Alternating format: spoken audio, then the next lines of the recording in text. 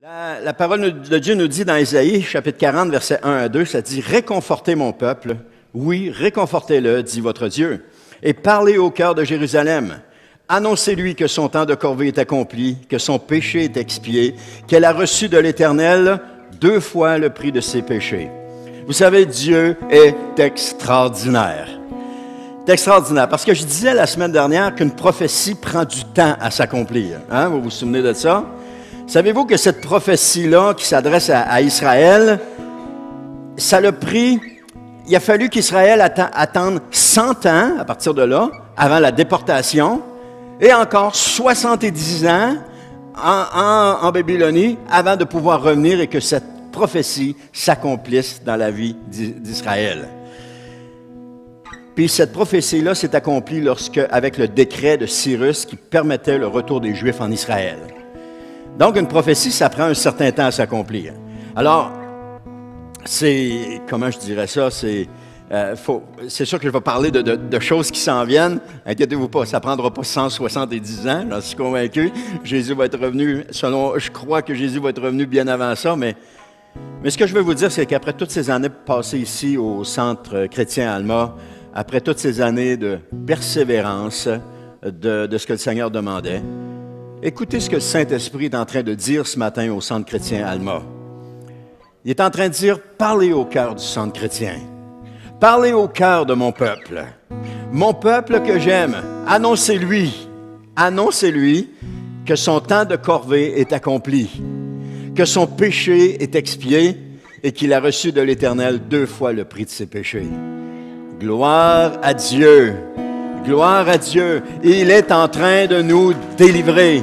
Il est en train de faire une œuvre dans ces lieux merveilleuses. Il y a des gens qui me racontaient qu'ils ont eu des rêves, ils ont vu cet endroit plein à craquer.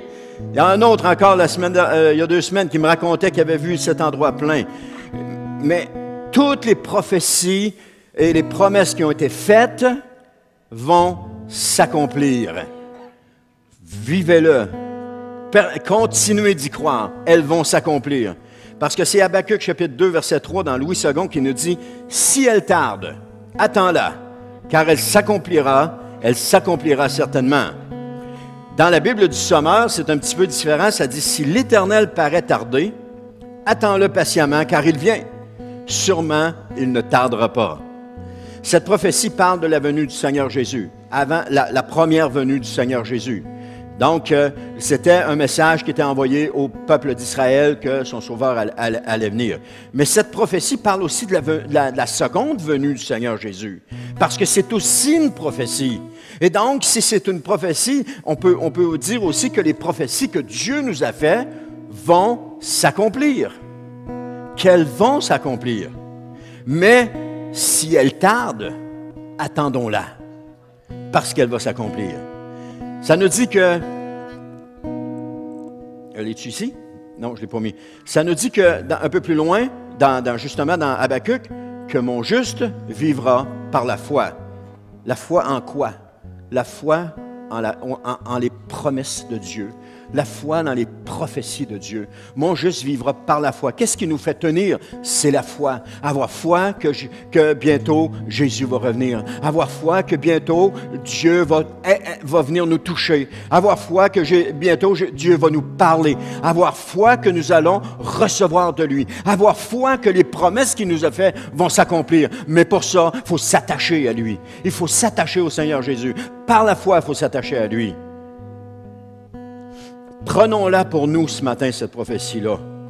Nous allons vivre des jours heureux ici au Centre chrétien. Amen. Croyez-le, on va vivre des jours heureux. Parce que Dieu est en train d'accomplir une œuvre merveilleuse au sein de son corps. Et ce n'est pas seulement ici qu'on va la vivre, mais c'est partout dans la chrétienté. Mais dans nos murs, nous allons la vivre aussi. Dieu se prépare maintenant à nous bénir pour que nous soyons à notre tour, comme j'ai parlé il y a quelques semaines, une bénédiction pour les autres. Dieu ne nous bénira pas pour qu'on soit égoïste puis qu'on en profite, qu'on dit « Oh, bénis-moi, encore et encore et encore ».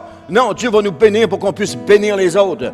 Quand j'ai dit tantôt, la petite fille de maternelle qui arrive et qui me dit « Bonjour ». C'est ça qu'on va être. On va voir les gens, puis ça va être « Bonjour! » On va être content de les voir. On va vouloir les bénir. Au lieu de les critiquer, on va vouloir les bénir. On va vouloir les embrasser. On va vouloir les prendre dans nos bras, leur dire qu'on les aime. C'est ça qu'on va vouloir. Dieu se prépare maintenant à nous bénir. Amen. Parce que nous sommes son peuple, qu'il nous aime et que nous l'aimons. Pas à cause de nos efforts, pas à cause de nos mérites, mais simplement par amour pour nous. Préparons-nous à le recevoir. Préparons-nous. Ce matin, goûtons la présence de Dieu dans ce temps de louange. J'ai vu les chants que Cassandre a choisis et quand je suis arrivé pour la pratique, on sent que la présence de Dieu est ici ce matin. Elle est ici dans ces lieux. Elle n'est pas juste sur le stage, puis ça finit là, elle n'est pas en bas. Dieu est ici ce matin. Il est ici. Ressentez-le.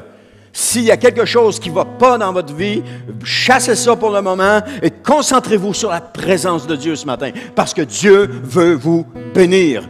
Pourquoi il veut vous bénir? Pour que vous soyez une bénédiction pour les autres. Parce que quand on a notre face de bœuf, on n'est pas une bénédiction pour les autres. On les irrite plus qu'autre chose. Mais quand on a un sourire dans notre visage, on est une bénédiction pour les autres. Je ne connais pas personne qui a un sourire dans le visage puis qui n'est pas une bénédiction pour les autres. Mais quand on a un sourire, bonjour! Hein? Amen. Le jour vient où nous voudrons plus quitter, j'achève là. Le jour vient où est-ce qu'on ne voudra plus quitter la présence de Dieu lorsqu'on va être assemblés dans ces lieux ici. Parce que la présence de Dieu va être ici dans ces lieux. L'heure n'aura plus d'importance, tellement nous serons bien dans sa présence. D'ailleurs, on est bien dans sa présence. La semaine dernière, je me disais, non, il ne fallait pas que ça arrête. J'aurais pas voulu que ça arrête, mais j'ai forcé pour que ça arrête, mais ça n'aurait pas dû arrêter. Préparez-vous. Le jour vient où nous devrons arriver 1 heure avant pour avoir une place assise. Même si toutes les chaises sont sorties de l'armoire puis qu'ils sont toutes avancées puis collées, il va falloir arriver 1 heure avant pour avoir une place assise. Le jour vient où la gloire de Dieu sera tellement présente que ce sont les anges qui vont chanter. Tellement on sera incapable de chanter, mais nous allons entendre le chant des anges. Recevez ce matin. Recevez-le. Si ça tarde, attendons-le patiemment. Parce que c'est par la foi ou dans la foi aux promesses de Dieu que nous vivons et que nous allons voir. Nous allons voir, nous allons voir. Ce n'est pas des promesses en l'air, c'est des promesses que Dieu nous a faites à travers les prophètes, à travers des gens qui sont venus ici et qui nous ont donné des choses. C'est ce que nous allons voir bientôt. Est-ce que vous le croyez? Est-ce que vous le vivez par la foi ce matin? Attendons-le parce qu'il va se présenter. Amen.